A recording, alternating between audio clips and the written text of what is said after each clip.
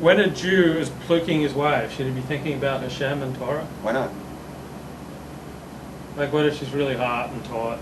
Okay, here I'm going to tell you something that you don't know. The Talmud tells us from the brain of the from the head of the brain of the father to the head of the son. Whatever the father is thinking about at the time of conception. Like Wendy Whoppers. What? Big breasted blonde stuff. Like whopping breasts. Like he's imagining he's doing Wendy Whoppers even though he's doing his wife at the time of conception. Oh, that's sick. Okay. So how will his son will then grow up to one big breasted women? Tots and hose. Let me put it to you this way, Levi. If he's whatever it's in his head at the time, right, is going to go into the head of Wendy Whoppers. Of the kid, right, of the son. So if he's like reciting a daf of Gemara the whole time. How many Jewish men recite Gemara while they're plucking their wives? Particularly the moment of conception is when you're coming. Like, have you ever had an orgasm? Like, your whole body, like from the tips of your toes to the top of your head, it's like this tension just kind of builds throughout your body and then comes pouring out. And it's like you can't think about anything else but like how absolutely exquisite and delicious this is and how you feel on top of the world. It's like, yeah, take that, baby. I'm the king of the world. Well, see, if you had Alexander training, you would not feel that tension. Right. I'd have to release the tension. Blog about that tomorrow. Talk about how Alexander can improve your orgasm, make it easier to focus on Torah. What? So I asked you a question. How many Jewish men recite Gemara while they're having sex, and should they? Oh, what? Should Jewish men be reciting Torah when they're having sex? It's a high level if you can reach for it. I mean, I think just thinking about God on its own, not reciting any, Gemara is a level. You asked me, should guys do that? That's a level. If you're seriously going to create kids, see, this is the responsibility that people don't understand when they have children. People don't understand this. It's a huge responsibility. This is why I don't get involved in the whole kid thing. You listen to me, Levi? Yeah. I don't get involved in it because I know I would be a failure as a fucking parent. Okay? I would be a failure as a parent. Yeah. Okay? And since I would be a failure as a parent, I don't get involved in it. You understand what I'm saying? Because this makes everything a lot easier for me. I know I'm not having kids. Right? So I can be a screw-off. And I can fill my head with goyish stupidity, such as baseball and whatever, right? Because who am I hurting other than my own neshama? Nobody, right? That's the beauty of me. My greatest thing that I can say when I get out of here, right, and I get to the other side is, I never damaged a child. I never abused another kid in this world, right? And that's my legacy. My legacy is, I am one of the few people on the planet who can say without fear of contradiction. Without fear of contradiction, that I never, ever failed even one fraction of percent in raising kids. Because I never abused a kid, I never put a, you know what I mean? It's like everyone else has kids and they're like not perfect. I don't have that situation.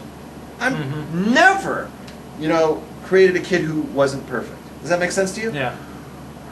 The high thing, when you're like, what do you call it, plunking? Pluking.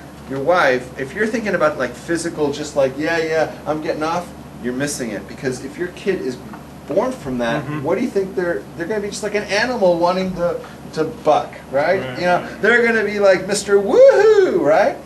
If you're thinking about God and you're thinking about holiness and you're thinking about, like, even if you're just thinking it's like, the oneness of God, it's like me and my wife and God, we're in a holy trinity, right?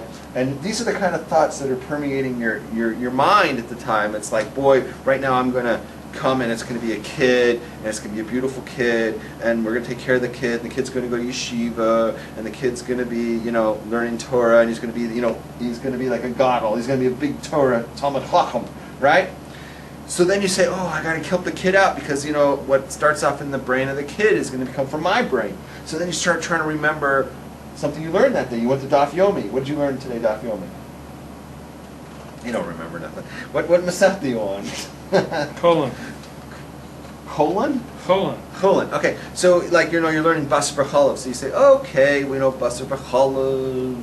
Then you start trying to remember how you're not supposed to mix milk and meat together. You're not even supposed to cook them together, and you're not even supposed to have them near each other, and you have to wait 6 hours. And then all of a sudden, boom, you shoot off, right? So what's in the kid's head? The halachas of Basar B'chalav. And this kid's got a running start into this world with a little bit of Torah already in him.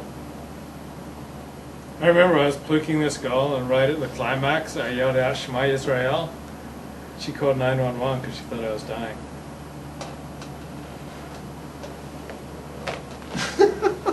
That's the stupidest story I've ever heard. But do you see what I'm saying? It's starting to make a little sense. Let's just put it this way. You have two kids in the cheder, right? Right. They're both 5 years old, and they're both sitting next to each other on a bench, right? Right. The little pays, Right. right? Right. And they're sitting there, and one's like saying, "What, like little Yankee, what do you know?" And he's like, "Zukt in the Gemara." He's like, "Ugh." It's like, "Ela Mitzius, Hari Ela Shaloi," right? And the other one go, "What do you have to say about that?" Woo! Which one do you think was created by who? All right. Boy, my sons are going to be so lucky because I know how escorting works and how porn works. How is that going to help them in yeshiva education? I'll scratch that. I've put all that. Let me ask you something. I've put all that aside. Yeah, go ahead. How are you going to raise kids? How's that going to work? I'm going to be pretty laid back because I'm 45. So when people get older, they tend to raise kids as pets. They're not as Pets. they're not like over the top of them. Tell you what, I'm not going to be going to their games or their stupid plays or their singing recitals.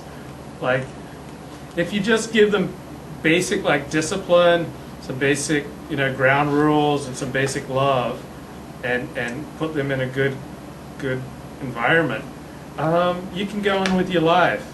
Like, if you just provide those basics, then it's basically up to the kid, what they're going to do with their life. So if you, as opposed to hovering over them and getting them special tutors and living your whole life to look after them, that's not going to help your kid, and it's just going to make you miserable.